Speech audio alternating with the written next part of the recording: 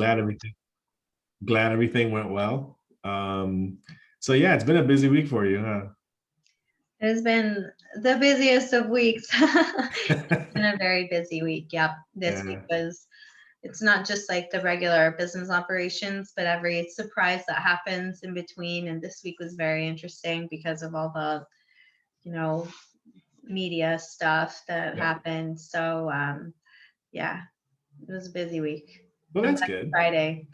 I know, right? Thank God it's Friday. So Yeah. that's actually pretty good. So today I'm here with Carolina Gomez. She's going to tell us a little bit about herself. We were just chatting offline for a moment, and we just filter into the recording. But it's great to have you here, and tell us a little bit about yourself and what you do, and the name of your company, and all the great stuff that you're doing so far. Well, thank you for having me. So I'm a chef. I'm a classically trained chef, born and raised here in DC. I worked in restaurants since I was 15, so not for too long, but a long, long time. It's been about 15 years. And my company is FoodBizMentor.com, which is where, that's where I list my services. But what I do with FoodBizMentor is that I help mostly industry people, but also non-industry people start up their food businesses. And the reason I say mostly industry people is because a lot of times chefs want to open their own food business, but they don't know the business side of it. So helping them understand how to properly write their business plans, seek funding, manage operations, manage admin. And then on the other aspect of it, the other spectrum is the people who want to open a restaurant, who have that administrative experience, but they don't have the experience that they need as chefs to understand all of those intricacies that go on in food businesses. So that's really my niche, is to be able to offer those both sides to either side. And that's where I focus on. That's what I do. Nice, nice. So since COVID, you've been busy. Since COVID, I've been very, very busy. Yep. It's been a year of rebounds, of trying to figure out um, how to adjust. So it's been a big year of many, many different adjustments and different levels on many different types of businesses. So yeah, lots of meditation this year. I bet. And it's interesting. It sounds very interesting what you do. I mean, you help current restaurateurs in the food industry, people.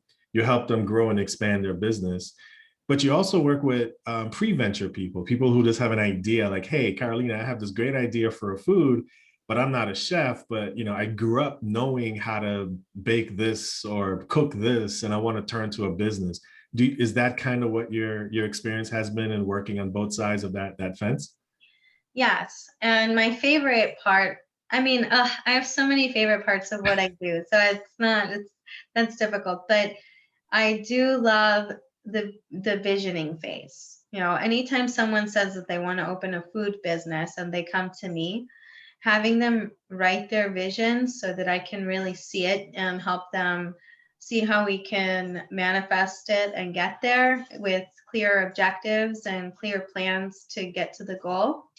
That's one of my favorite things, and a lot of that happens with micro businesses and people who just very much, they just have an idea, they know they want to do something, but they don't particularly know how, and or how to conceptualize something. They don't know how to develop a concept, develop a business more as a destination. A lot of the times they don't know those little things. So Yeah. And you walk them through that process, because it's not just about cooking, it's not about creating the food. It's about the experience that you would love your customers to have when they eat your food, and what message you're giving in the food. Is that kind of what you help people with? yeah, because a food business is not just about food. The restaurant is not just about food. Food is very important, and you go to a restaurant to eat and to enjoy yourself, but there's so much more to it. There's the theme, the atmosphere, the customer service, and how do you make this experience more than just food. Because if you're just going to get food, you're going to go to the grocery store or something and just pick something up and eat it. You really are going out because you want to have something that you can't have anywhere else. And how do you identify with your food what you're going to build around it to make it so somebody has that experience? And I'm glad you mentioned that, because it's so important that, you're right. It's not just about the food you serve. It's about the entire experience that surrounds the food. It's what ingredients go into it. I'm guessing the preparation. I'm guessing, your heart and your spirit that goes into that food, and you certainly want to share that, with your clientele and the ambiance of a place. And I love what you're saying, because you look at all of that as a food biz mentor, as Carolina Gomez, the food biz mentor. You're looking at all of that, which is why, I enjoy listening and talking to you about your perspective, because a lot of people think, I'm just going to open a restaurant, and then they either fail or they're trying to figure out, well, why didn't it work? And then you have to go back and say, well, it wasn't just about the restaurant. There's so much more. So I'm glad you mentioned that. And what else do people need to think about when they're going through that process, that visioning process with you? What other things do they need to consider? The main thing that they need to consider is what lifestyle they want as well. So the visioning process actually starts by me asking them, when your business is open, when it's operating, when you close your eyes, what do you see yourself doing? What is your role? Because I get all kinds of answers. I get like, oh, I want to go on vacation all the time. I'm going to be like in Greece having a cocktail by the beach. I'm going to be making money, so I get that a lot. I get like, oh, I'm going to be serving my customers. I love being there with my guests. So I'm going to be there pouring drinks at the tables with them, talking to them. I get that as well. And then I get people saying, I'm going to be in the kitchen cooking. I'm going to be running the kitchen, the back of house operations. Okay. So the first thing to know is that you're the business owner. So you're the business owner. You can be a business owner and delegate, like, let's say you want to be at the beach all the time and all that stuff. That's fine. You can do that. You can own a business and be at the beach, but you better have a very, very solid administrative team that is independent, that they lead themselves. And then you have to have your key players that you really trust and you're able to delegate that to. That's very difficult to put together, but it's doable. If you identify what you need, you can do that. Will a restaurant afford you the lifestyle that you're maybe envisioning?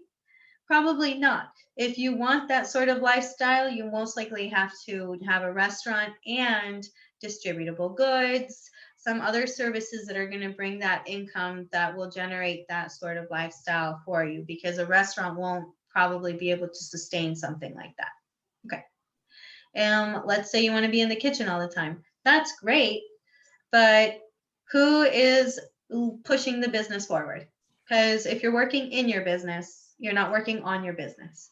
Yep. So if you're in there in the kitchen in the throes of it, how are you gaining sales? What are you doing for marketing? Who's supervising all of that accounting and all of those other things that your business is going to need, because you're in the kitchen. So if you're there all the time, that means you're not doing that other stuff. So how are you going to do that? So the vision of the individual is very important. However, most of the time, I almost try to change their minds into showing them. I don't want to change their minds, because everyone, if they're not working toward what fulfills them, they're going to quit their business. They're not going to want to do it anymore, because they're going to get disheartened. They're going to say, oh, well, I wanted to do this to be able to do this and have this sort of lifestyle, but since this isn't giving me that lifestyle, I don't really want to do it anymore. And that happens a lot. But I want to give them realistic expectations. So I'm like, okay, if this is the business that you want, this is the lifestyle that you want, do they align? Or maybe you might have to make some compromises. And then we build the business plan. And as we build the business plan and we're able to do the different financial forecasts and trying to see, what menu mix they're going to need or what different services they're going to have and what their projections are, Is that in line with what they're trying to build? So it's like a puzzle, like a big puzzle. No, that's a great process that you're using, especially with people who are getting involved in I don't want to use the word restaurant because that's such a subsector of food industry. Yeah. And this is why, in talking to you over the years, this is why food industry is so important than just a restaurant. A restaurant is that physical space that, I guess most people would think of the food industry, but it's not. So, taking people through that process as you do, Carolina, is so important because you want people to succeed. You want people to be, hey, you know what, if you're going to get into this, let's do a deep dive and analyze where are you right now, how much do you know, and what are the gaps in terms of this is what you have to learn to really understand the food business of it. And that's kind of that's a lot of what we do as coaches and counselors and consultants to really show people that, hey, this is your idea, might be a great idea, let's map it out through the business planning process. And especially with the restaurant industry taking such a huge impact because of the last year shutdown, because of the pandemic, we've seen restaurants open well, they were officially opened in the beginning of the year and during the pandemic, and then come April they were out of business, they were gone. And we've seen amazing numbers. I mean, not amazing in a good sense, but just the percentages are so high, 60-70% of restaurants nationwide in that particular sector of the food industry just wiped out in some cases. So Well, when it comes to that, what has been your experience? What have you seen out there? You've been across the country. You've talked to a lot of restaurants. What have you seen out there in terms of those numbers and those experiences? well, the restaurant industry has always been a difficult one. And a lot of people, a lot of business owners, restaurant business owners, for some reason had succumbed to the thought that they didn't necessarily make their money off of food. They made it out of the alcohol and the dessert. And Mm. I mention that a lot because that's a failing business. If you have a restaurant that you're selling food and that's one of your products and you're not profiting off of it, then that's not good. Like you actually need to make sure that every product line that you offer, every service you're profiting off of, period. You can have things that you use to invest in as far as marketing, and you can have like certain sometimes things that aren't going to profit, but then you're using it as an investment to have, community involvement, outreach, help. But that's another thing. That's like another expense. It's another line item. But if your food is not making you money and you have a food business, that's a problem. And so there were already so many mom and pop shops, I guess you like to call them, but just like so many smaller businesses that had not been keeping up with certain things the right way. And that's something that unfortunately in our industry we suffer a lot from, is the having that, not that they're not at that level of that standard that they really should have administratively. And you see this a lot on TV. Like, for example, Kitchen Nightmares. I love that show with Gordon Ramsay. Think of how many restaurants Gordon Ramsay goes to or has gone to where he's pointed out those problems, or he pointed out the problems in the inability of people being able to manage their inventory or quality control or labor cost or those things. So this is not something that was new. This is not something that came to us because of COVID. So all of those restaurants that were on such a thin thread, they closed down. Why? Because they didn't have the ability to see what they had and recognize opportunity and revamp their restaurant to be able to cater to a new environment and something new. And those that did and were able to evolve and identify those things, they did amazingly. They did amazingly. For example, 7 Reasons here in DC. I love 7 Reasons because the chef is from Venezuela, Enrique Limardo. I think he's great. He's very, really, really great person, and his story is very inspiring. So I love following him and all that they do. But that restaurant was cool because it's fine dining. So if you have a fine dining restaurant during the pandemic, the idea was they're going to fail because nobody's going to go out, nobody's going to wait. The first thing they did it so swiftly and seamlessly because they really know what they're doing. They switched over to family meals. They started doing family kits. They started doing roasts and family desserts and getting it out there. And they put more of a push on marketing. They started making more of a profit during COVID and more income during the pandemic than pre-pandemic because they offered something that nobody else was offering. While they were doing that, everybody else was kind of running like chickens with their heads cut off, basically trying to figure out what they were going to do. So I always like to talk to business owners about managing stress and identifying opportunity. A lot of the time as a business owner, you see the impending doom of something like of a pandemic or something, and you invert, like you just like protect yourself and you close yourself off to thoughts and development because you're sometimes a little scared or nervous or anxious. So managing those anxieties is really important, and having a real like can do attitude and being able to understand what your opportunities are, and then being able to offer the best quality that you can, and being able to be very mindful to make sure that you're making a profit off of that. So a lot of restaurants didn't do that, so they suffered because of that. And then on another side, they also were not paying their employees correctly in their accounting. So another huge problem in the restaurant industry is accounting, the actual systems for accounting. Restaurants don't typically have an accountant that's managing the books throughout the year. Not all of them, but the small mom and pop ones, they're more of like the paper receipt type, I'm going to do it when I can, taxes at the end of the year type people. And when you do something like that, and if you're not organized and you don't have an accountant, and then you meet with your CPA relatively regularly to be able to get updates as to how you can strategize for tax season and all of those things, you run into trouble. And where a lot of these restaurants ran into trouble was in PPP.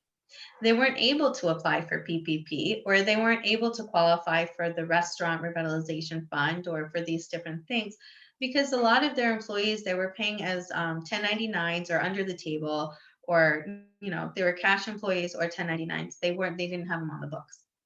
So if you don't have them on the books, you don't have proof. You don't have a way to record those things. And a lot of the restaurants that could have qualified for it didn't, and then suffered because of that, because then they weren't able to get the assistance that they really needed in order to stay open. So the pandemic brought over basically an entire cocktail of problems for the restaurant industry, because of just way too many factors. But those are the ones that I saw that I think were the most common ones. And then I guess marketing and technology, people not really understanding marketing and the importance of it, and a lot of restaurants don't have a budget necessarily for marketing in their forecasts. They just didn't budget for it. So the pandemic brought along a lot of that competition, and it became very competitive and very necessary for restaurants to invest in that outreach to their customers. And that's something that now they're doing, because through the pandemic they noticed that they had to do it. So then they were trying to scrap everything together to be able to do that. And now I'm starting to see a lot more of those efforts happen. And the pandemic isn't over anyway, so I can't talk about it like it's in the past. Everyone's rebounding, everyone's trying to change and make those shifts, and we are in the thick of it right now. Yeah, that was a lot, to be honest. And actually that needed to be said. Exactly what you just said is exactly what I think a lot of business owners in that food industry needs to hear. Because it's when you start your business, it's about, like you said, start with the vision, right? What do you want to do? What does it look like that you would like to do, that visioning part of your restaurant or your food product that you would like to sell? We're focusing on restaurants, and I agree with you 100% in the sense of you got to have those structures built in. You got to treat it like a business. You know, it's, again, like you said, it's not, the food is just one element of the entire business, and you treat it like a business. It's a similar approach, with the exception of food has a lot more to it. There's the nutrition, there's the supply chain, there is, where do you source your vegetables and your meats from, and your seasonings, and where do you get your ideas from, and then there's nutrition labels, and there's the health conscious stuff.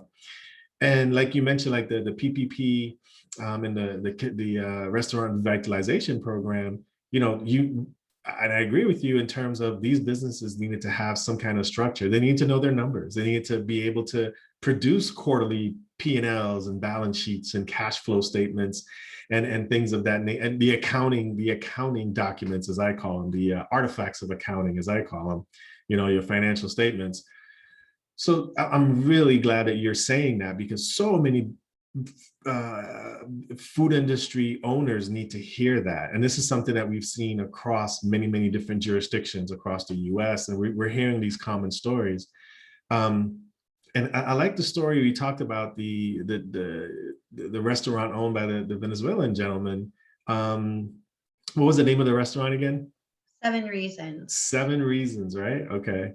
So the way he pivoted, you know, and when you have that structure in your business, it's easy for you to pivot, because it's not a knee-jerk reaction, like you mentioned. It is a structured approach to managing risk. And this is why, you know, this is why it's, what you're saying is so, it needs to be heard in that sense. And I appreciate you sharing that. So we're talking about food, we're talking about restaurants, right? We're talking about the experience of restaurants. But I know that's not all what you do. You do a lot more than just help restaurants. I know you talk about food products as well, selling products, co-packers, and, you know, someone wants to make a drink and you help them with that, and you get it to market. What would someone, you know, listening to this, and they're like, you know, I got to meet with Carolina from FoodBizMentor. I got this really great idea for, I don't know, I was going to pick up something, a kid's drink that I could market nationally.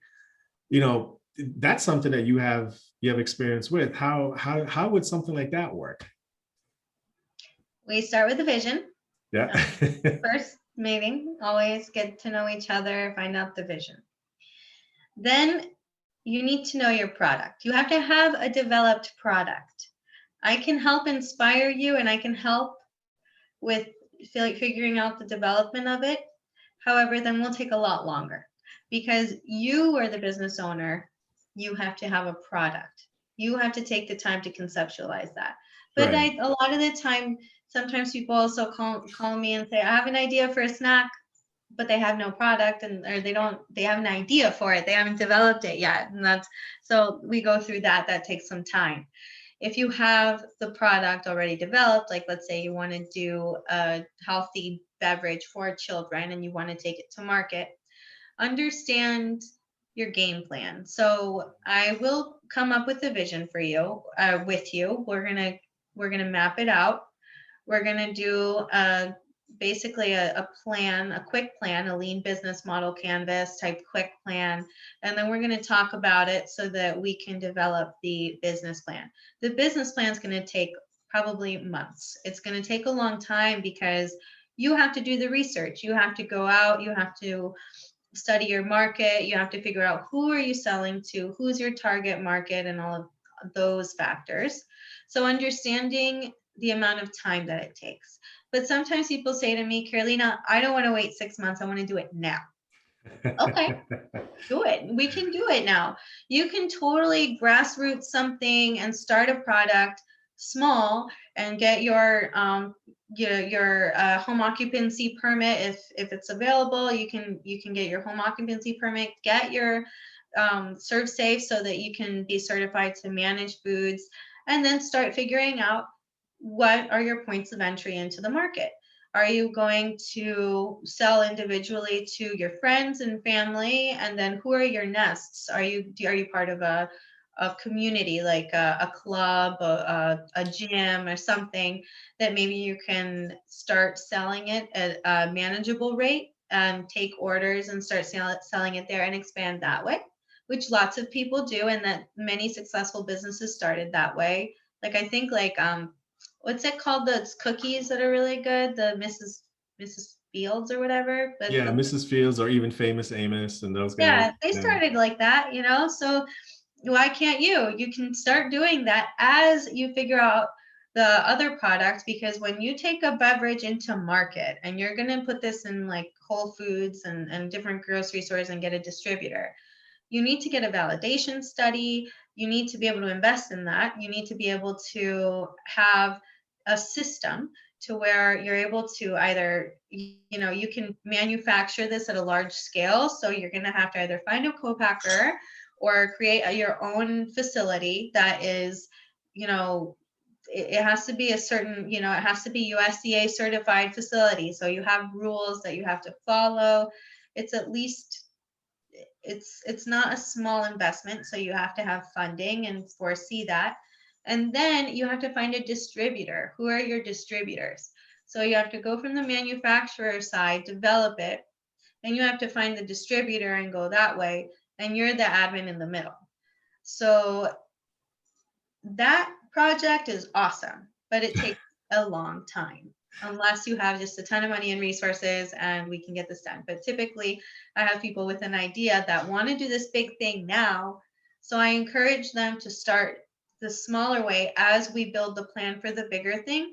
So by the time we need investors, you have a proof of concept. You have a proof of concept, you've tried, you have a market already, and you have some sort of roots in the market that people are going to be able to identify you. But something sometimes happens to companies like that, which is people then complain, oh, that's not the same as it was before, or the quality changed. And the thing is, it's very difficult to make something in small batches that the same flavor profile and quality as the very large batches, because we have laws to contend with in the large batches. So not only are you trying to keep your costs low, which that's probably, I'd say, like the easy part, the in flavor wise, but the difficulty becomes in how do you make this product safe to produce in very large quantities and be able to have, like, basically you're looking then into pasteurization processes and different things that you might have to add by law in order to keep the acidity at the proper level and all of those things that influence flavor as well. So that's really what usually I'll say to someone. I mean, I don't say it all in one sitting because it's a lot, and then they're gonna be like, "Oh, okay, I quit." but but we do it step by step, and we do it very manageably step by step. And typically, um, you know, I've had experience on both sides. I've had very. I remember. I know there's one company that comes to mind. Very. They had plenty of capital to get started. So I said, let's build a business plan first. We don't need a business plan, they said. I was like, no, I think you do need a business plan because you have to buy bottles, caps, labels. We have to figure out how we're going to ship this thing. We need the software to be able to manage the admin. We need a business plan because we don't know then what's our cost of goods sold going to be. Because you Right. can have your food cost, but then Yep. you have to incorporate all of the overhead, all of the other stuff. And unless you do financial projections, you're not going to be able to really hit the nail on the head as far as your projection for how much you're going to have to sell it for. So then they said, no, we don't need that, blah, blah, blah. They bought very expensive equipment.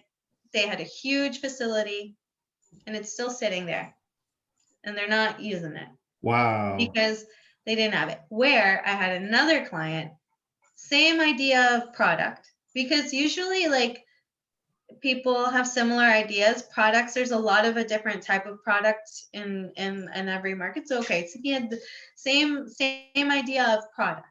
He wanted to do a similar thing but in a unique way, and he had no money, and he started with a very inexpensive piece of equipment, and then he found a commercial kitchen, and he was able to grow that way. And now he's in a lot of different places and making sales and doing all of that, and he didn't have to put that much of an investment in the beginning, and he was able to qualify for grants and other government assistance to help propel his business. So it's not necessarily always about how deep are your pockets. And I always tell people that about understanding when you are consciously incompetent or unconsciously incompetent, because you never know everything, right? So you're incompetent in some way. Like I'm True. incompetent in things. And do I know I don't know? So then I find out. And am I humble enough to think, okay, I don't know this. So because I don't know this, let me do some research, let me find out. Or am I going to be unconsciously incompetent to where I believe I'm perfect, so then I just go for it, but then I wasn't perfect because nobody is, and then I wasn't able to do the research before I to make the made the best move for whatever decision I was going to make. Yeah, you're making me hungry talking about all this food. What are you doing? Well, I was talking about a child's beverage, but Oh, talk about food. I can talk about food forever. oh, yeah, I can tell. I can tell. I mean, I mean, that's just amazing that you put so much energy and effort and love in what you do. Yeah. So, which which I've always wondered. I've always, it leads me to this next thought that came to mind, and just having this conversation with you. You've been doing this for so many years. You have all this great professional experience and working, not just in this area, but pretty much throughout the US. You've been called upon to, and we'll get into that in a minute. You've been called upon to get your national expertise and opinion on certain things in the food industry. We're going to get into that a few minutes from now. But what comes to mind with me right now is at what point, when did you say, "Hey, I want to be a chef"? What made you? What made you? That's a great question. What made you to be this person you are today? What's your story? I have a lot of influencing factors. What the day I decided to become a chef, I remember it because we were trying to decide what career paths we were going to take. My parents are very, they always invested in our education. But the most important thing in our house was education. My dad had me and my sister sitting down like after school. He would have us sit down and take these IQ tests and like do all these brain exercises, and they were all about that. And my dad used to always say, when we were little, he used to tell us a story about why he was so short. My dad is cute. He's like short and kind of like a little like stocky, like stubby, and like cute. Anyway, so he was like, he would tell us, God asked me before I came to Earth if I wanted to be um, handsome, or if I wanted to be tall, or if I wanted to be smart. And I said that I wanted to be smart because then I could, reach the stars, or I could be the biggest I could be. And he would always tell us that. And I mean, my dad's very intelligent, and that was a big inspiration for me because he really came from nothing. I mean, he ran away from a random farm in Colombia when he was 11 years old. And then he came here. I mean, his huge trajectory of life was really, really inspiring. And he ended up being a very successful general contractor here in DC, building bridges and doing, steel and cement work and doing all these big projects. And I knew that I wanted to be an entrepreneur because my parents were that. And that was just something that I was always inspired by. And I was used to it because I would always go to the company, help out as much as I could with their general contractors. And my mother always was the best cook. And we have a huge family. And so, as our family would immigrate from Colombia and come into the States, they would stay with us at home. We were like the hub. And we would always have to cook for tons of people at a time, like tons of people. And my mom was the one. And she was an excellent cook. And she would encourage me that I could become a chef. She would say, "Wow, you cook so delicious. Someday we'll own a restaurant together. Someday we'll do this." And I loved seeing her passion and her dreams.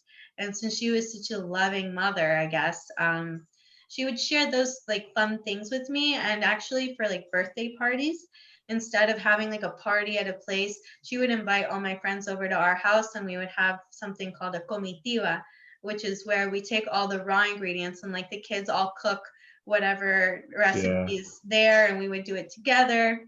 So the cooking part of my life always brought everyone together and was very inspiring. And that combined with the business side that I grew up with respecting so much, um, made me know that I could see food as an industry, as a business. So I knew I loved selling things. I started selling things from a very young age. I was 5 years old when I had my first phone card business. My cousin sold Columbia, like called it Columbia, called long distance phone cards, and they would sell them for $5 each. But then they gave me a big stack of them, and they were like, "If you sell these, we'll give you 50%."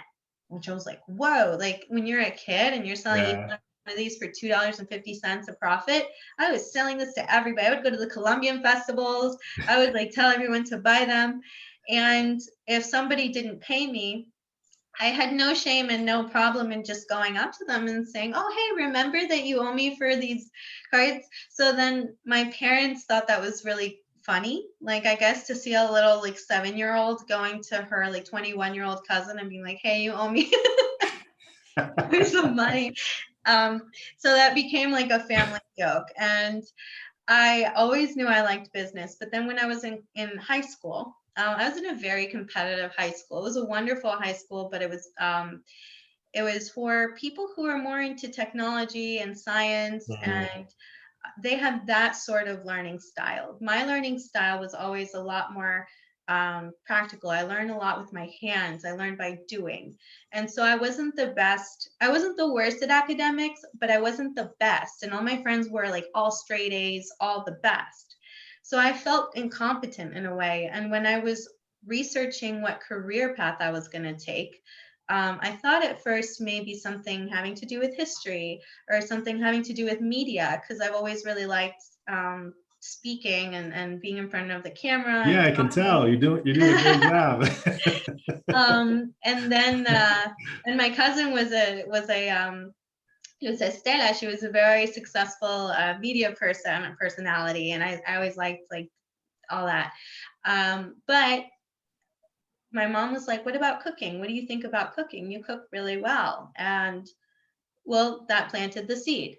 Then I wanted to work in restaurants, and I got a job. Kind of, it was not a job. I got an opportunity to like wash vegetables and help chop vegetables at Restaurant Nora, and that's where I started. And when I started at Restaurant Nora, I met Chef Ben. He took me under his wing, and I would watch Nora as a female chef also, which was very inspiring because there are a few of those, walking through the kitchen, tasting things, going up into her office and really running her business and doing the daily menus. I knew that that was probably that's what I wanted to do. That's what I wanted to emulate and follow the footsteps of. But what made me become a chef was a compilation of so many different factors that I can't even begin to pinpoint one, right? Yeah. But I And knew at that moment. yeah, and that's, I mean, that's a beautiful story because it starts with the influence of your parents. Actually, it starts with the influence of your dad. Thank God he ran away from that farm at the age of 11, Yeah. you know, and him doing such all the hard work and having the American story, the American dream. And that's what we still call it. And for him to be as successful as he is then as he is today, and having that family and having your mom and doing those experiences. So, you know, you have those stories, which is a beautiful story. So I'm hoping one day there might be a book somewhere in your future. So Yeah, I've actually started writing one because I do think it's very inspiring. yeah. And I always did. My parents always provided for us, but I could tell all the sacrifices that they made in order to provide the lifestyle and all the opportunities, because I didn't have to pay for my own college. They paid it in full. Sent us to the best schools. Everything that they did was so we could get the education that we needed to do something with it. And that's what they always said. They said, "This is the groundwork for you to jump and move forward." Like every generation in a family can push forward. So they really put that sense of responsibility on us. And sometimes, maybe that added pressure, but for me, it was a very welcome, good pressure. And I like being under pressure, but I felt really grateful because I have a lot of family in Colombia who lived in a lot of poverty. And just the fact that I was my parents' daughter, just because I was their kid, I was in an advantage in life, and I could tell. And it was very, I could notice it. So I said, well, I'm not gonna I always do that. I knew that I needed to take these opportunities that they built and this life that they built and build upon it. That's what I wanted. I didn't want to just leave it Yeah. there. No, I totally resonate with your story. I totally get it. My mom's originally from Venezuela, and before things got as bad as they are now, I had the opportunity, a few opportunities to travel throughout Venezuela, and the poverty is real. It wasn't in Caracas; it was more in the interior. It was more towards the Andes, in the mountain area, and I've seen it. I've seen it myself, and but we just to our standards here in the US, we call it poverty, but there was so much richness there. There was so much culture. There was so much. I mean, we have that culture here in America. Don't get me wrong, but in terms of having a youthful experience growing up, seeing that in different countries and understanding, where they come from and where like your parents and where my parents are from. My dad's from the Dutch Caribbean and my mom's from Venezuela, and just being exposed to that, it certainly gives you a different, how would I put it, catalyst in what you want to do. It gives you a different set of fuel and fire. Well, it's funny and that you say that because I do constantly think about this. And I think that maybe because I achieved so much financial success at a very young age with my deli and seeing, those sorts of finances at a very young age, it did put me in a position to where I wondered, what is wealth? Like, what is wealth Mhm. really? My godfather also extremely wealthy. He owns, Fort Meyer Construction Company, which is a huge construction company, and huge house with movie theater, ballroom, all the elevators in it, like all that stuff. I've been exposed to wealth in a real way. And I've been exposed to what people consider poverty in a very extreme way as well. So having that, I feel like privileged to have lived all of those different spectrums put me in a position to where I got to wondering, what is wealth really? And what kind of wealth am I seeking? So I do believe in, growing my financial wealth in the sense that I want to be stable. I don't want to be worried about if I'm going to be able to eat tomorrow, if I'm going to be able to pay my mortgage and having those things. So I first identified what makes me happy and what kind of lifestyle makes me happy. Okay, I'll provide for that lifestyle. Good. What else makes me happy? Trying to impact people, help people in the way that I can makes me happy because it makes me every day be grateful for living that life that I'm living. I don't feel like I'm chasing something that it doesn't overwhelm me. My job actually makes me happy every day. I feel like I'm experiencing new things, seeing new people, and making an impact, and that makes me happy. And having that ability to have those happinesses and the stability, that combination for me is wealth. And then I worry about the extra wealth that then you shall decide what you do if you become the next Jeff Bezos or whatever, who knows, like what I don't know where my life is going to lead, but I do know that that wealth that people envision or that poverty that people envision, a lot of times the people that have very much like very little are the happiest people, and that is wealth because they have the wealth in their local agriculture, they have their family there. Like that's one thing I really want is to have like family around, and that's like I always think people are so lucky when they get together and gatherings and the weekends and like have those things. That's wealth as well. And you have people who are very financially, they have a lot of money but they don't have any time, and they don't have any time Yeah. because they're constantly chasing after something because they don't have that ability to figure out internally where they're okay, where is it enough. So it's all that is a whole rabbit hole of stuff, but Yeah. No, no, no. wealth is a perception. And I do start with business plans, kind of talking about that stuff a lot. Mhm. Yeah, and I totally agree with you on that. I pretty much have a similar outlook on that in terms of what the word wealth to me really means. Yes, you want to be able to be financial stakes, have some kind of financial stability in terms of that. You want to live, you don't want to survive. You want to live. You want to share experiences with other people. You want to take care of the ones you want to take care of, your loved ones. There's that side of there's that, I guess, prong of wealth. What are the 4 or 5 prongs of what you could call wealth? And then there's like your spiritual wealth.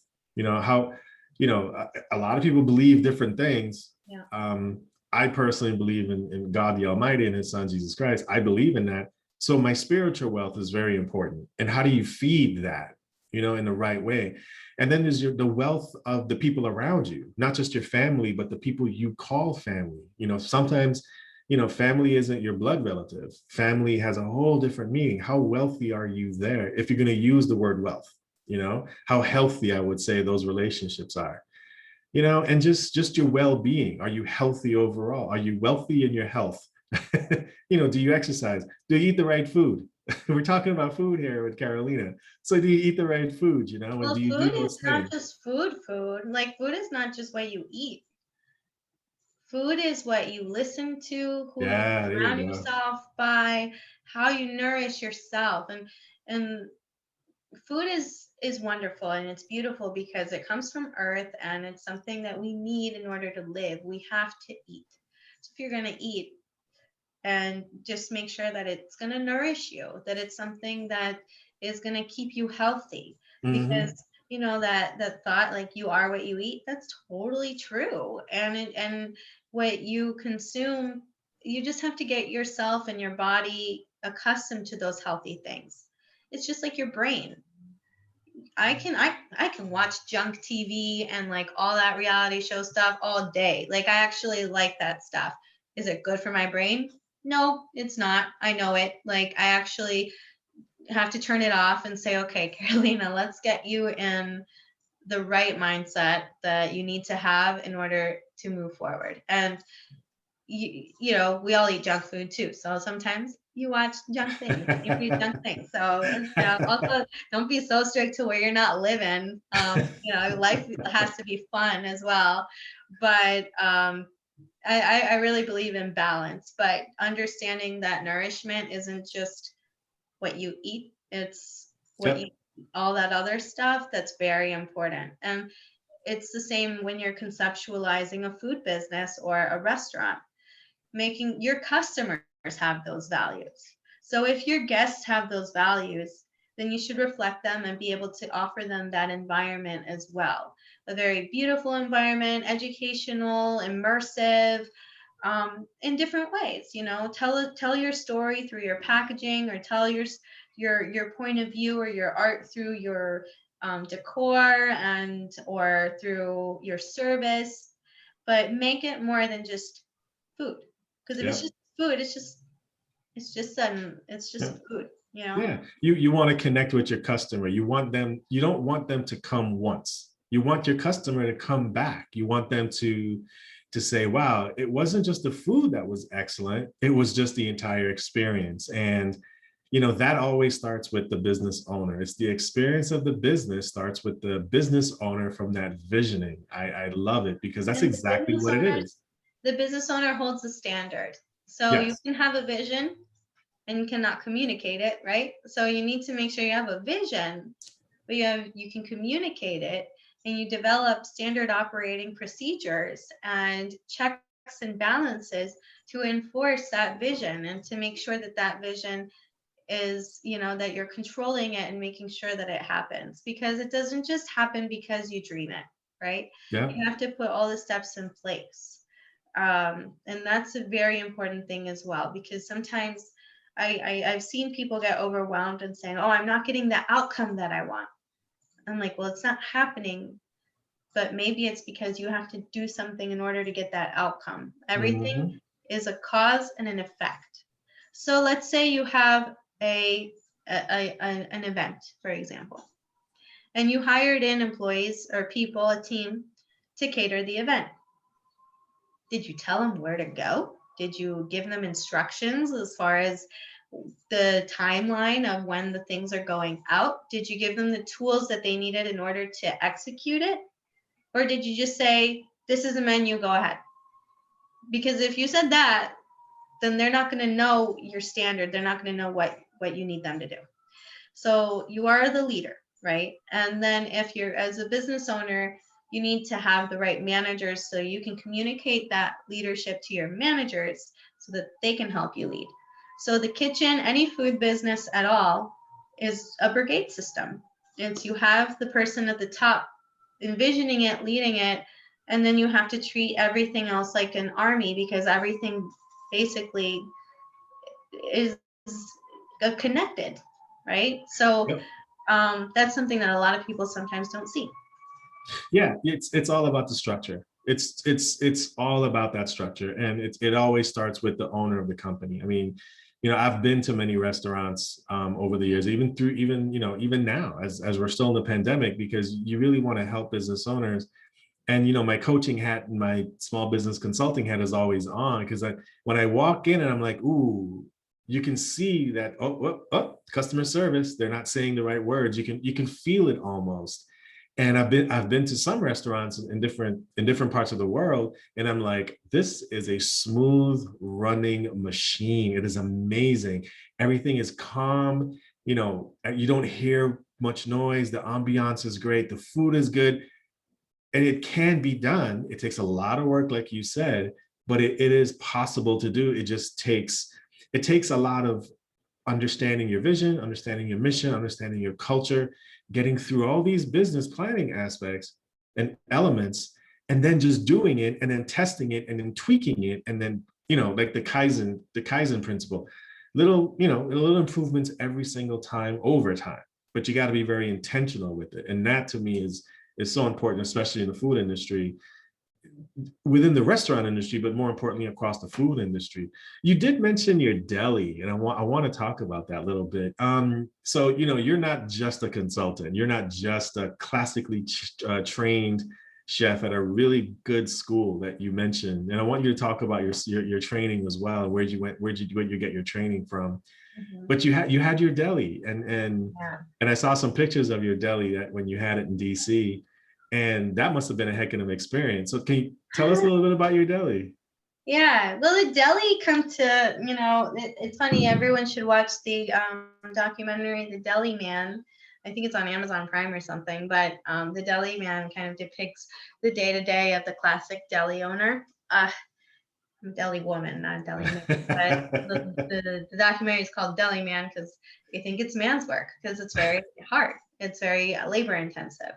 And owning a deli is very cool because it's a very community oriented place. I mean, having your neighborhood deli is basically being that third place for anyone in the neighborhood. The neighborhood deli is the place that you go to after work, after school, and you just like go to indulge in something that it's something convenient and something that you just enjoy. And that's it. It's convenient and it's accessible.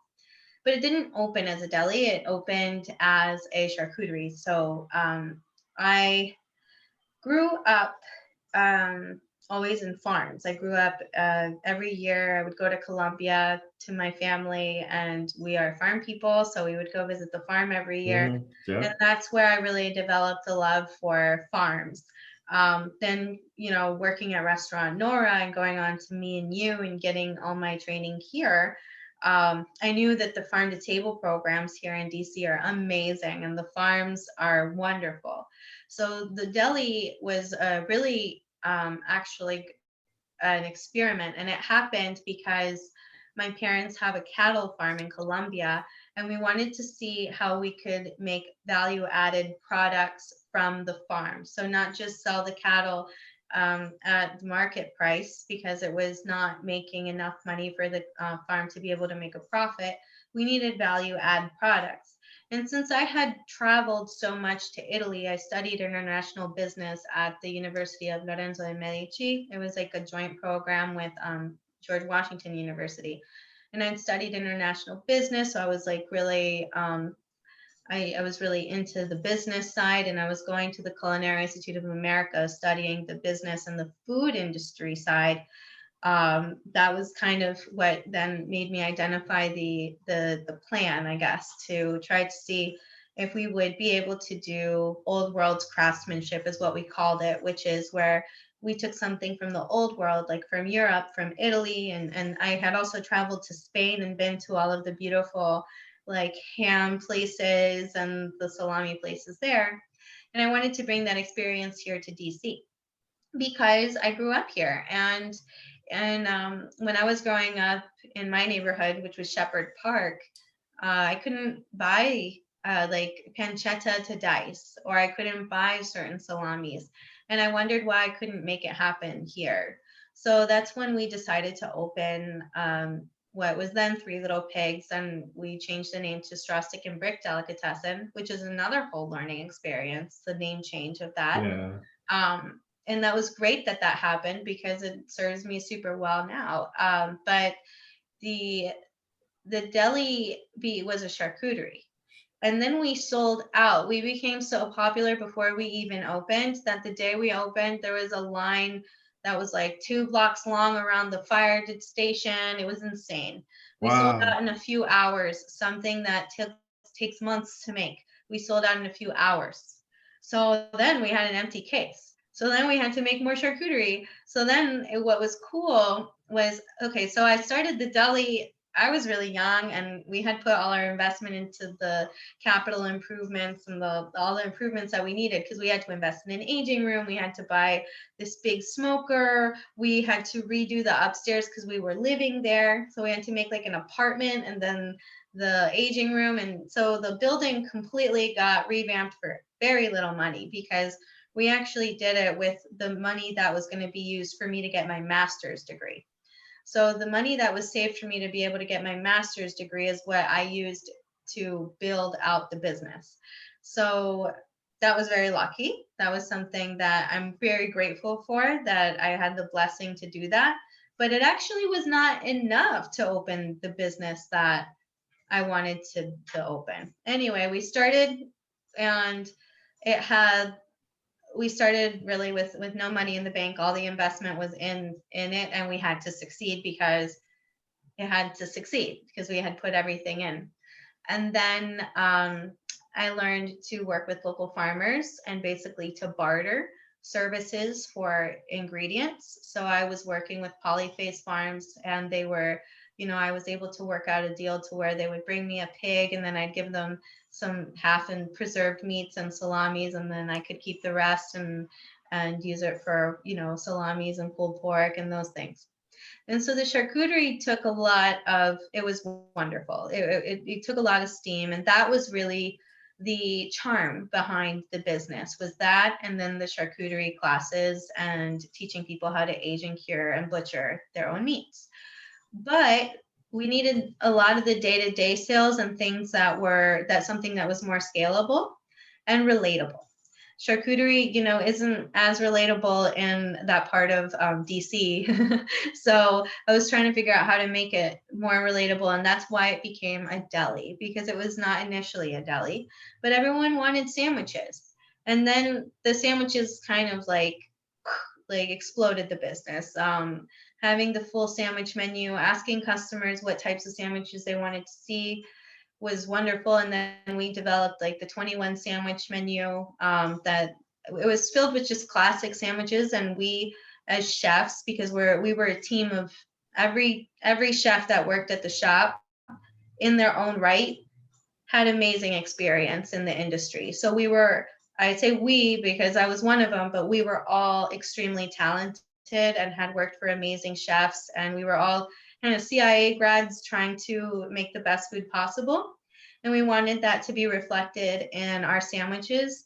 And I used to call it an affordable luxury. You're getting world-class chefs here that I've worked Yeah. with, certified master chefs. I've worked in the best restaurants in the world here, making you a sandwich. So it became that sort of gem in the community, and it was wonderful. And we did 6 farmers markets, and we would distribute to different grocery stores and amazingly, famous markets where, like Italy, and they started buying our salamis wholesale. And so we were able to expand our salami as a wholesale business, do the farmers markets as sandwiches and salumi, and we had the deli. So it was an animal of a business for a 21-year-old to open and run. It was a lot, but Yeah, it was but I mean, wonderful. it was quite successful. Yeah. And because number one, there was a business plan. Number two, there was a vision. Number three, you shifted because the market told you what they wanted from your deli. Yes. They said, hey, we want sandwiches. And when you provided that, the market told you, hey, listen to the market. That's another lesson I'm hearing in your story. And again, a beautiful story. And hopefully you can share a picture with us one day, about what your deli looked like back in the day. We'll Oh, I have tons yeah, of pictures. They're all over online. I still didn't take out the old social media or anything. It's all there. Um, nice. but they're all over the internet. You just look up Yeah, rustic and brick delicatessen, and nice. it's still there. That's one of the cool things about Google. Once it's there, it stays there. It's also one Yeah. of the bad things about It's also, Google. it's also a bad thing. You got that right.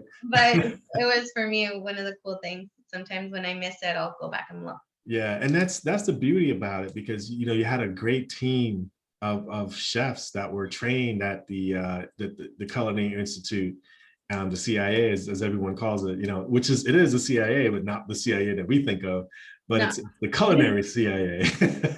Yeah, in DC, when you say CIA, Yeah, even it was funny when I was in high school and they were like, "What college are you going to?" Because when you're a senior, yeah. everyone asks you. I was like, "I'm going to the CIA," and they're like, "What are you going to do at the CIA?" Like, "I'm going to become a chef." "You're going to be a chef for the CIA?" No. So that I got that question a ton. But no, the Culinary Institute of America is the best culinary school in the world. It really is. And so it was the best place that I could have possibly chosen to have gone.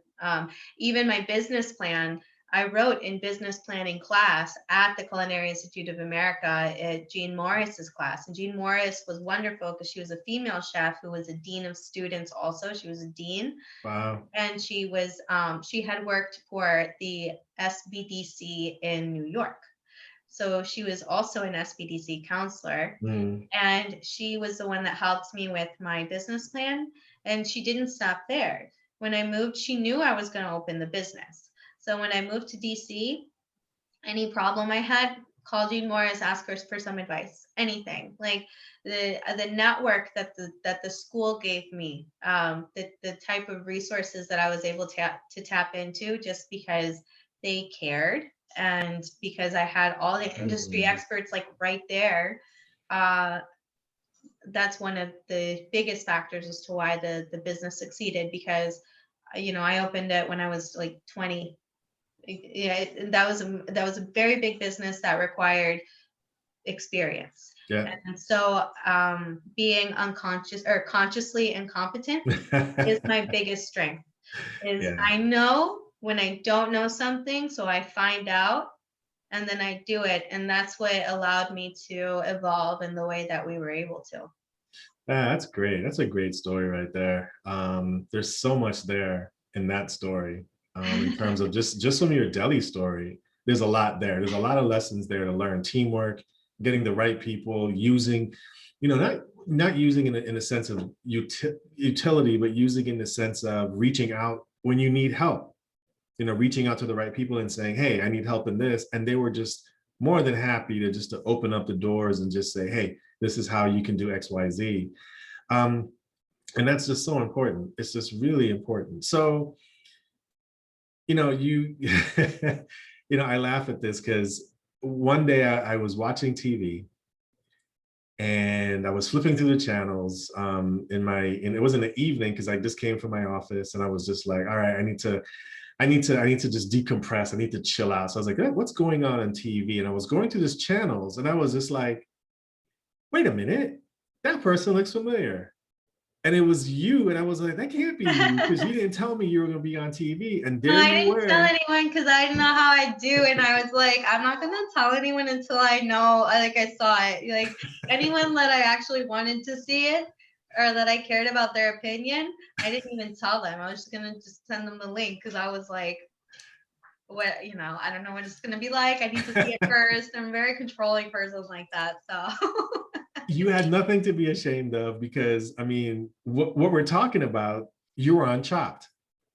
And it was just amazing. I think that number one, I was still mad at you for not telling me. Number two, but I'm okay. A lot of people are probably mad. I didn't tell anybody.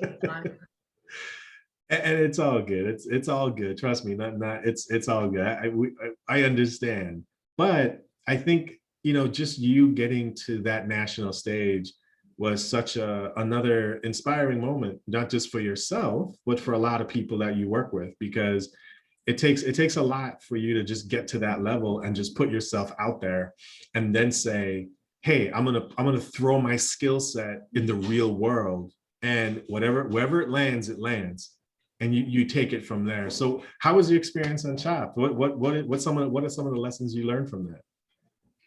Kind of like what you said. So I am a chef, and I have been working in kitchens my whole life. However, I always focused on the business side of everything. So when you do something like that as a craftsman, you you give up a little bit. And I think that part of the things that you give up, because you only have so much time to gain certain skills. So when you compete in an arena like that, you're competing against other chefs. So it's cool because it's that sort of ongoing development and not letting go that chef side of me. That's one side that I'm not going to ever let go of, that I'm going to continue practicing, that I achieved a lot cooking, and I'm going to continue to grow as a chef, and I'm going to continue growing as a business person and a consultant. So those types of competitions, they put me in a very vulnerable position, and in a position of growth, kind of like the business. When I threw myself into the business when I was 20, and I knew I knew all this business stuff, but I had to do it. Same thing as a chef. I put myself in moments and in situations that I have no choice but to step up to the plate and do my best and see what comes of it. And that puts me in a really cool point of, it's vulnerability. You have to have humility. And as a chef, we have these rules as chefs that no matter what critique they give you, you take it. And you take it because any critique that you're going to get is going to make you better, even if it hurts. Even if you did your best and you don't agree with it or whatever, you can't become a better chef without putting yourself through those points where people critique you. And so a competition like Chopped was that for me. And it was also a validation because I had been married, and a lot of the time, because I married another chef, so a lot of the time people would attribute my success to whoever I was married to, which to me made no sense, because anyone who actually was in my inner circle and knew me, they know me. So they know they know it's all me, not all me. I'm not saying that he didn't influence things, because he did. I learned a lot from him as well. But I am my own person, and I am my own chef, and I was, very talented and have been the whole way through, and have been through my own set of training. So Chopped was that for me. It was a good point on being able to do that sort of uh, kind of reckoning, I guess you could say. I threw myself in the rink, and I'm going to continue to do more things like that because it helps me. But what did I learn from it? I learned that I need to get more comfortable in front of cameras in a filming standpoint, I guess. Like I do go, take interviews, and I do the news, cooking demos and all those things. But for some reason, whenever the cameras come on and the lights come on, I'm like I get a little bit of a like a fever kind of thing. And so getting, again, that's about self-improvement. If I know that, the more I expose myself to those types of situations, and the more I practice that, the better I get. And I always remind myself, I'm 31 on Monday. I'm only 30. This is I have to grow, because hopefully by the time I'm 32, 40, whatever, I'll be so well practiced that I'll be like the great people out there, like, the best ones. So the only way you become the best is if you put yourself in those growth situations. And then what else did I learn? I learned,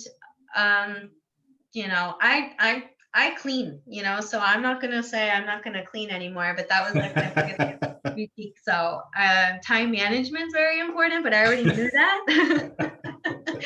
um, so, and it was fun. It was really fun, and I'm going to continue to do that type of thing. It's the only thing that will allow me to keep evolving as the type of chef I want to be. And that's another thing that every chef knows. Yeah. You're never the best chef. Yep. Like, you will never be the best chef. And that pursuit of perfection is probably what drives us nuts. But I hear you. I'm trying, I am a perfectionist, and I'm a perfectionist that's hard on myself. Like, I'm a perfectionist, and I work really hard, and I critique myself. I'm the most difficult on myself. And so that's why I do these things. I'm kind of just crazy. That's another thing I've always known. I didn't learn it then. I already knew I was nuts. Well, yeah, there is that. Well, we call it nuts. You and I had conversations before on this. We call it, hey, you got to be nuts. But in reality, it's more of daring. You're more daring, I would think, to really put yourself out there, because there's an inner part of ourselves, that the inner being that keeps that it's that voice in our head that says, hey, do it better. Hey, get it done. Hey, you can do a lot better. Push yourself, push yourself. You can do it. Oh, you failed? Yeah, you failed. Now get up and keep going. That voice is really there, good or bad. It doesn't matter. It's there because you're chasing perfection, but sometimes we end up defining what perfection is in a very imperfect way. But we keep going after that. And I think you're saying it from your experience. It's really great that you see it, you want to keep going after it. And that's what keeps you, that keeps you motivated. That keeps you waking up in the morning and saying, okay, another day, let's go get it. Let's go tackle it. Yeah. And that keeps you going. So that's really cool. The one thing I have to say about those shows, and I have a feeling that, I don't know, for some reason you were on Chopped, but I have a feeling they're going to keep calling you, because I think you did really well and you were very expressive, and you weren't just a good chef, but you were a very good person to be in those shows, because you have a natural ability of being there. So I have a feeling, if I'm not mistaken, that you might be in a few shows down the road. We'll see you on TV when that happens. But Yeah, so I'm not gonna stop, doing these types of things. So right. you're just getting started. There you go. There you go.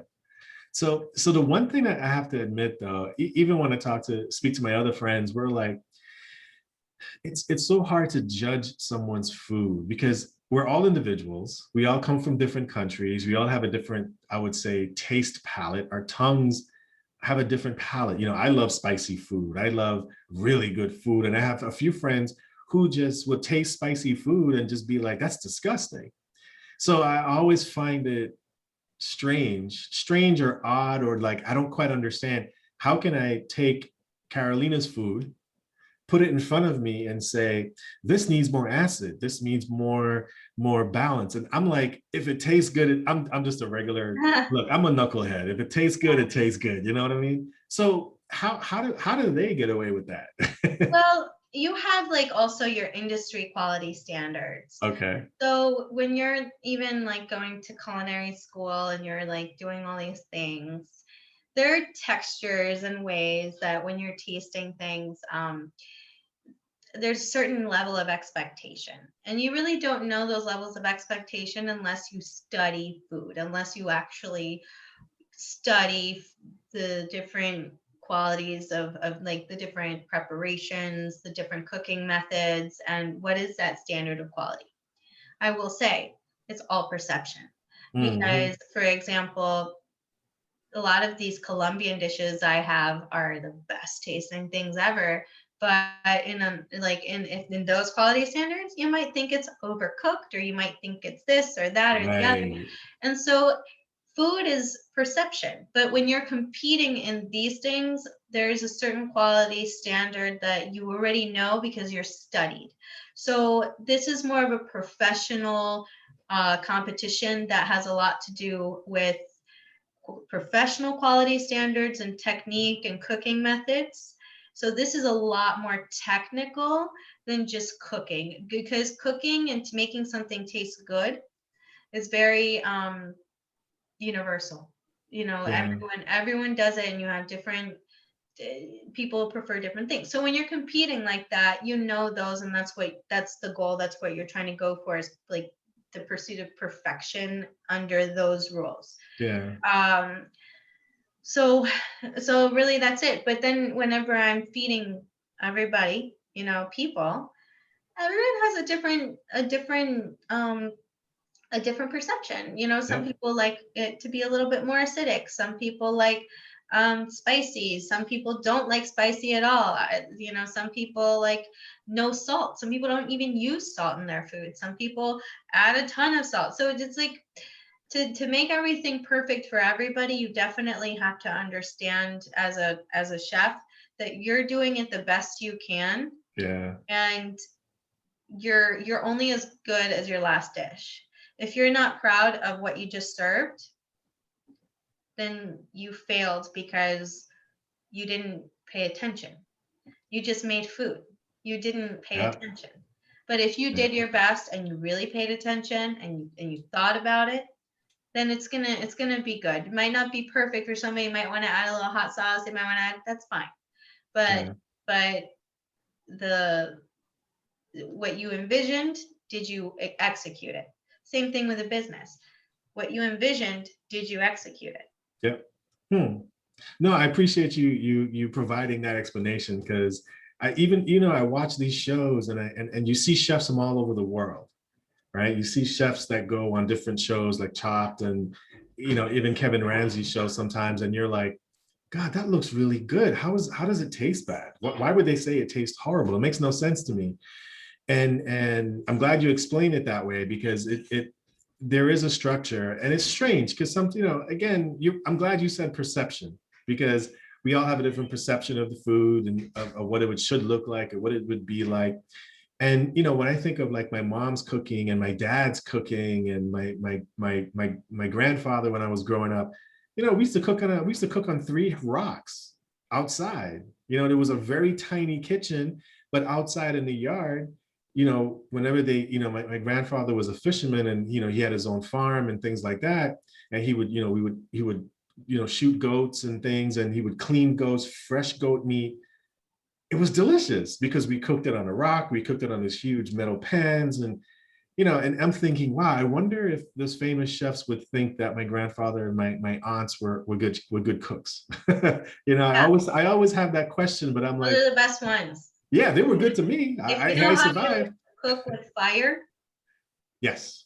if you know how to cook with fire, if you know how to control a fire, um, that's the most rudimentary, the most basic, and the most important Yeah.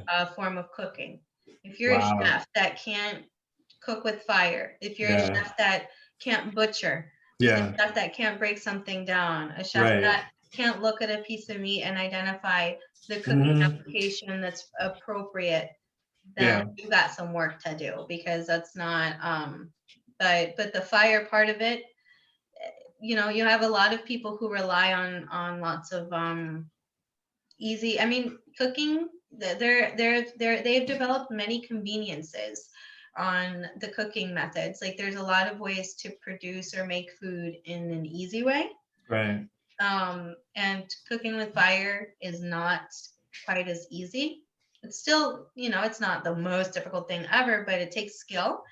So yeah, for sure. I mean, I would love to go cook with your grandfather and see him make some goat over the fire. I mean, I bet that I could pick up a few tips, So Well, he passed away many many years ago. But as I'm originally from the Caribbean, and that's we cook differently. We cook different ingredients. We cook different things, and like the curries and the onions and the spices is different. And again, telling you my mom's from South America, it's the same food that they cook in Colombia, the same types of food. The arepas and oh gosh, what you call with the banana wrap that you and I were talking about. It totally escapes me. Yeah, tamales and things like that. Totally different ingredients. And you're right. Some of those expert chefs we see on television, I'm not taking anything away from them. They would be like, you're right, this would be undercooked or overcooked. But I'm looking at them like, this is pretty damn delicious. Yeah. This is really good. For example, when I was I had I can talk. When I was in Nairobi in Kenya, I went to a restaurant called Carnivore in downtown Nairobi.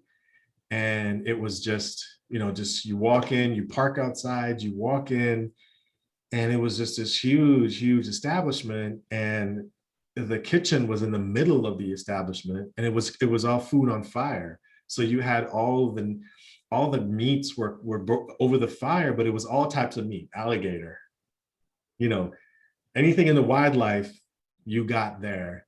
And all that meat was there. And you're thinking, oh my goodness, this is going to be quite the experience. But it was delicious. It was really a great experience. So different parts of the world have different flavor profiles, and I'm sure you can teach a class on that. And that kind of leads me to the thought of the history of food. I think the History Channel has a series right now talking about the food that made America, the history of food and the food that made America. And when I look at that, I think of like, well, foods come from all over the world, and certain foods originate because of geography, because of weather, because of soil type, because of just the agricultural practices. Those, cattle farms, grass-fed, corn-fed, seasonings, the old seasonings from different parts of the world. They all contribute to what's on your plate. And I think that's a beautiful thing. So, would you talk to us maybe a little bit about the history of food in terms of like, who are some of the pioneers that come to mind when you think of history of food? When I think of the history of food, that's a very, I mean, Yeah. ever since there was the first creature on Earth, Yeah, there you go. there was the creation of someone having to eat it. Yeah. So there's always been food. And throughout Earth, I guess, and all of the world, we've developed different technologies. The first most important technology that as humans we developed was fire. We knew we were able to hunt, we were able to gather, then we had fire. And in fire, we started cooking. And cooking and fire is very important because fire helps sanitize things, it helps develop flavors. But we in history have developed as humans other ways to prepare food to make it safe for our consumption. We've developed, fire to, increase depth of flavor. But then you have cured meats and cured food that as humans we had to develop as a necessity because we only had so much cattle and we needed to preserve it because we needed to utilize everything. So the first cured meats were developed by the ancient Egyptians. Foie gras, lots of different types of cured meats. That's an ancient Egyptian craft. You have it in hieroglyphics and stuff. It's like all over that history. So that's interesting in the world of preserved meats. But really, preserved meats were an accident because they were noticing that as they had their meat exposed to the Mediterranean Sea and the different salt levels, were helping to preserve meat for a very long time. Then comes the discovery of aging meats. Not, you're aging them because you salted them so you could eat them, but then you didn't eat them. And then for some reason that salt preserved and just hanging it is making it so this meat isn't spoiling. Why is that? And humans could contribute to one another and share that information. But food, there's so many, the history of food in a short podcast is going to be impossible for me to explain. But there Yeah. are very key moments. You have those key moments in the curing, you have fire, you have the Silk Road and spice trades, and the ability to take things from the Eastern world that was more advanced in food at that time, like from China to places like Europe and Italy, and the invention of pasta. And Italy is great, and I love Italy as a food country because they didn't really necessarily invent anything, but they made everything better. Like they made at least to me, like they're very like they improve stuff. So like they're improvers, the great improvers. And so you have all of this different rustic food developed in the Middle East, flatbreads and cheeses. The first cheese was a complete accident. It was that a goat was walking, I guess, and like churning its cheese. And someone butchered it, and then the cheese came out. Every food is an accident or like a happenstance. And then if you like it, you develop it, and then it became a dish. And because everyone told each other, because they're like, wow, I did this thing and it was a complete accident and it came out so good, and then it became a dish. So that's how like traditionally dishes happen. And so you have the Silk Road, the spice trades, the bringing in different technologies into the Western world and in Europe. And you have Italy and Greece, were great contributors to food. But in Italy, I point out, because Italy is where the first restaurant was invented. It was a soup place. It was called restaurante, restore, to restore you.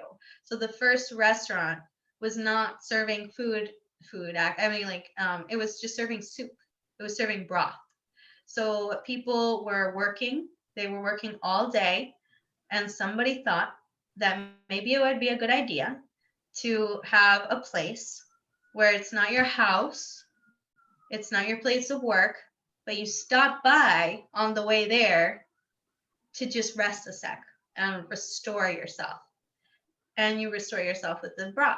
That was the first restaurant. That's another key point in the history of food. Then you have lots of different other factors in the history of food, such as aristocracy. When you go into Middle Ages and all of that, different foods become accessible to different people. People that are living extreme poverty start slicing things really thin, or they start using more flour or different other things to be able to basically multiply food more, be able to feed more people. There's not really meat. There's not really those things. So different dishes are developed in different parts of the world for different reasons. That's why lentils and beans and those things are so popular in such low income countries, is because they're filling, they're nutritious, but they're inexpensive and they feed lots of people. So you again, history is crazy, but Italy restaurant, and then in France you had chefs structure the kitchen. Right. So with Escoffier, what Escoffier did that nobody else had thought to do was that he had worked in the military. He had been a military general, and he worked in kitchens. And back then everyone was just cooking. So he was like, okay, no, we have to set up a brigade system. That's the only way we can do the best food we can and make it manageable. So he's the one that wrote the book that invented the brigade system. So you have a chef, you have sous chefs, you have the cooks, you have the commis, the different chefs for Mhm. different parts of the dish. And he was the one that developed, like, this is how you execute it. This is the quality standards. So he really like took it and militarized it. And then after that, then you had Bocuse, who passed away maybe like 2 years ago, 3 years ago. And he invented culinary competitions, and he was able to take the culinary world and chefing into something much more elevated, because at that point you're competing in a very different way. He put in like, this is the visuals that you need, this is the type of service that you need. So that was another important part in history for the food world. And then the Michelin, the standard, Right. because the Michelin standard is a service standard, it's a customer service standard, it's plateware, glasses, everything. It's the whole shebang of the experience, including the food. And the food needs to be innovative, it needs to be well thought out, it needs to be well executed. So I mean, that in a nutshell, which was not so much of a nutshell, but in my quickest way, were all of the most important parts of the development of food in the world, Yeah. of the world.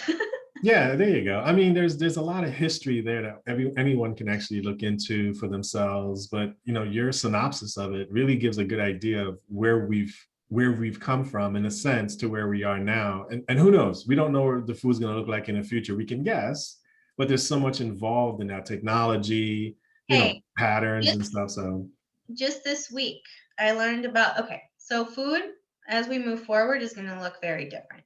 mhm. They just they're creating fish out of just cellular regeneration. Like, it's not even a fish. That's what fish is. Like, they have fish that tastes like salmon, looks like salmon, feels like salmon, but is made in the lab. You have meat that's not meat. Well, that's kind of scary. Yeah. But this is the way our food is, technology is developing on Yeah. purpose, because they don't want um, our existing food systems to continue. They don't want us to continue raising cattle and doing these things the way they happened, because of environmental impacts, because of other people's personal beliefs. And this is the way we're headed. So food right now is taking a very, very interesting shift of like the meatless meat proportions and like this, or the hydroponic, have your own hydroponic farm in your house, because transportation of food, distribution of food, production of food is becoming so expensive. Grow your own vegetables at home, and maybe buy or get some, that we have to figure out how to create a meat that's like, that um, we can mass produce, and it's not actually meat. And there's all kinds of different things happening in the food industry that are going to change, and in about not too long. Like, I'm really interested. I wish and I hope that I live so many years. Like, I hope I live till I'm like 120 to like see what happens like 100 years from now, Yeah. because that's when you're really going to be able to tell Yeah. um, all these things that are happening now. So Yeah. It's now I'm interesting. just being a nerd. Sorry. No, you're good. You're good. No, no, no. This is great. I love the way you're expressing it, because, again, it's part of that story. It's part of your story in terms of, where the depth of your experience and the depth of what you've learned and what you can bring to the table for your clients. So there's a lot there. And there's a lot all of us can learn from that. The one thing I have to say about the history of food, and you really went deep into that. The one thing when I think of history of food, I think of it on a personal level, like my dad when he was alive, and he would take me to where he's from in the Caribbean, small island in the Caribbean. He would talk about his mother, my grandmother.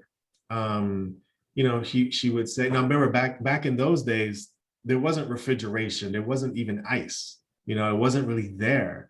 So when you had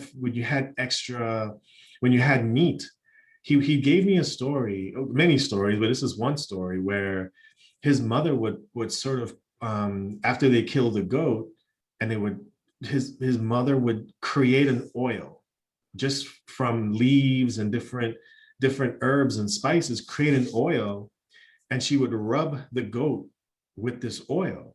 And he, growing up as a child, he was there with his mother, but never really, he didn't remember what the herbs were, but the meat was naturally preserved in that sense. And I would ask him, say, hey, do you remember what those herbs were? That would be lovely to know. To me, when I think of history of food, I think of it on those terms. It's like, what's the oral story that we can share with each other from like your dad, your parents, grandparents, you know what I mean? Yeah. That stories that we can say, hey, this herb does this for you. Well, And that yeah. method that you're mentioning sounds like a traditional jerk method.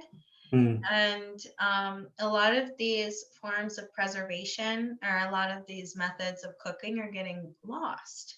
yep, However, there's still a lot of parts of the world that still eat that way. yep, So maybe it's in our American culture that we still eat that way because or that we don't eat that way, and we strive and we should try to bring and preserve the traditions of where we came from, and keep them and document them. And I think that that's something that a lot of people in the industry have been doing better about documenting these things lately, because we've seen it get lost. And that's something that's really, I think that those types of experiences are what the American restaurant consumer is kind of wishing that they had, that they actually don't have as much. You go to a lot of restaurants and you have the same old dishes, all made probably in different ways, but we have like a lot of them have a similar menu.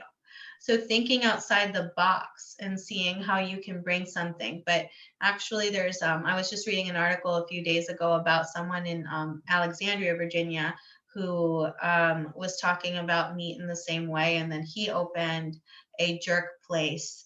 And I need to find the name for you, but you have to try it because he talks about that method, and he does it similarly, or at least he says, or at least in what I gather from what you're saying and what he talks about. And he does it in Virginia. And there's different chefs that try to bring those things back. But that's something that, it's still very much in the world. It's just we have to support our smaller restaurants, and we have to really support craftsmen. And when they're producing their food, um, that's why a lot of restaurant owners need to learn how to properly market their product. yeah, Because if they were to able to effectively market their story and take video of the way they produce things and advertise that way, then you would hear those stories a lot more. There would be many more restaurants you would want to frequent. You wouldn't just, not you in particular, but people's first thought of a restaurant wouldn't be the big chain place. They would yeah. they would be able to identify other options. Yeah, especially, I've traveled a lot. I mean, I've been through to parts of Africa, parts of Europe, South America, Central America, the Caribbean, the US. And some of the best foods I've tasted have been quote unquote the holes in the wall. Yeah, those not are the not the best places. Oh my God. And it's not like you said in the beginning, it's not just the food, it's you get to meet the person who cooked the food, and you talk to them, and you share their culture, their language, you have the different smells, and hey, you bake your own bread. How do you do that? Things like that. And that, I mean, the food is great, but then it's that experience. That connection with the other human being is such a beautiful thing, that you don't see in the big box stores. It's just, what's your number? You're here, have a seat. This person will take your order number 10 or whatever, and then you eat, and then you get satiated, and then you leave, and then a couple hours later you're hungry again. And that's so the experience is so important. So I want to ask you two more questions, if you don't mind. What is your favorite food to eat? And you can answer that how you like. And what is your favorite food or your most enjoyable food you love to cook? Like your one dish, put it that way. I don't have one dish. And I get that question a lot, and it's difficult because I don't have one dish. It's whatever I'm passionate about at the moment. Um, it's whatever I want to create. Having creative liberty is my favorite dish. Mm. Having the ability to think it through. Don't pressure me. Don't get all up in my face, all up in my face. Let me be, let me think, let me imagine, and let me cook. That's my favorite dish. And every time I cook that way, it's amazing. And it's like whatever, it's the best thing I've ever had, because and it's not ever one thing. It's just the ability to have that space and that ability to create, because everything is unique. I love like Spanish flavors, like from Spain. I love rosehat. I like the Mhm. noodles and the seafood and the aioli and the lemon. Like I love that dish. So I like to take my time and make that. I love pot roast for some reason. I love pot roast. Like meat, braised meat for me with a big glass of red wine and like some potatoes. Like every day. Like I love that. But then I also like, so that there I have a seafood dish, there I have a meat dish. I love red meats a lot. I'm a big steak eater. Like I definitely like steak dinners for me are very important. And aging the steak is very, aging the meat for me is very important. And I like experimenting. But just the process of creation, that's my favorite dish. And then if I know like the theme, I love parties. So I like hosting parties. So if I know like a theme, like, oh, we're having a Mexican theme, or we're having a Thai theme, or oh, we're having this, then I get really into it because then I can really create something special because I know how to create like the atmosphere, the ambiance, the food, the music, and I think it through. But as far as a dish goes, and this is because I'm a different type of chef than a lot of chefs are. I'm not always in the kitchen. I more so work as a consultant, and I'm in an administrative role, and I develop menus all the time. If I were working in one restaurant, it would consume me. I would be there all the time, Yeah. and I would get sucked into my signature dish, and I would be perfecting it every single day of my life. The thing is, I do that, but with business. So I don't do that with food. And so I can't say I have that dish. I just like the creative process, and I put that passion into everything that I try to create. But those are my favorites, I would say. The rosejat, the cazuela de mariscos, the Colombian Mm. cazuela de mariscos. I Yeah. love cazuela de mariscos. Gumbo, I make a really mean gumbo, really delicious gumbo because I studied gumbo. I studied gumbo for years. I worked on my recipe for years, trying to get it right, and I would sell tons of gumbo at the shop. So that's another one. Barbecue, my brisket's really good. A lot of people say their brisket's the best, so that's a difficult one to talk about. So I love just the process of cooking. So that's my favorite dish to cook, is Yeah. what I'm passionate about. What's my favorite dish to eat? Whatever I didn't cook. Like if I That's like good. because I already cooked it, so like I just went through the creative process and I'm not hungry anymore. Um, so I want to try something new. My favorite food is typically actually made by grandmothers. I Yeah. always befriend a grandma to teach me like what's their secret, what's their special thing. And those are my favorite things. Whenever I think of my favorite food to eat, I think about lasagna that Maria makes. Or I think about like pierogies that, that someone else taught me how to make. Or so I think of more home cooked dishes. I don't Yeah. really think of a restaurant per se. Yeah. I think of someone who made me something really delicious. But I have my favorites, and I would say, um, yeah, I love that lasagna, and I love the pierogies, and I like eating lasagna. Yeah. It's yeah, when you mention that, the word comfort food comes to mind. Yeah, I'm a Yeah, very big comfort food person. yeah, Those are my flavors, or deep flavors, comfort food, and that's the type of food my mom cooked. So maybe that's what it is I grew yeah, up eating that way, and it's what resonates with me. Like whenever yeah, I'm feeling a little sad or whatever, stressed, I gravitate toward Colombian food so quickly. Like yeah, I make a big bowl of beans, like frijoles with yeah, fried pork belly. Just give me a bowl of frijoles with a fried pork belly and a piece of avocado, and I'm good. yeah, Good. Like that's yeah, my therapy right there. And then tomorrow, or sometimes I'll like, that's my other thing is like if I've ever gone through a hard time for some reason, I've gravitated toward just eating a bunch of spring rolls and drinking tequila. That's like my thing. Like like they'll be like, okay, let me just like go through my thing tonight. So tomorrow I'll start fresh. But tonight I'm gonna eat spring rolls and drink tequila for just a little bit. And then There you tomorrow I'll be okay. So we all have our things. My biggest thing is food, but I crispy pig skin. go. Well, in growing up, the influence that I had was, you know, Puerto Rico. Puerto Yeah. Rico was right around the corner from us. It was like a 20-30 minute flight away. So especially in the Caribbean, we call that chicharron. It's Mm, the skin of yeah. the pig, the fat. They deep fry it and it curls up and all that. And in Puerto Rico, they would sell that like on the side streets, and it's just huge blocks of like chicharron, and you just sit Yeah. there as a kid just chewing on it. I do that now. Like if I'm Exactly. like not feeling like cooking and I need some comfort food, I'll order in from La Fonda Paisa some chicharron, or I'll order in from Kuya Jazz Lechon Belly. Kuya Jazz like a Filipino place, but they make the lechona, which is like they roast the pig and get like really crispy skin. So I'll order that in sometimes, like just as my comfort food. So Yeah.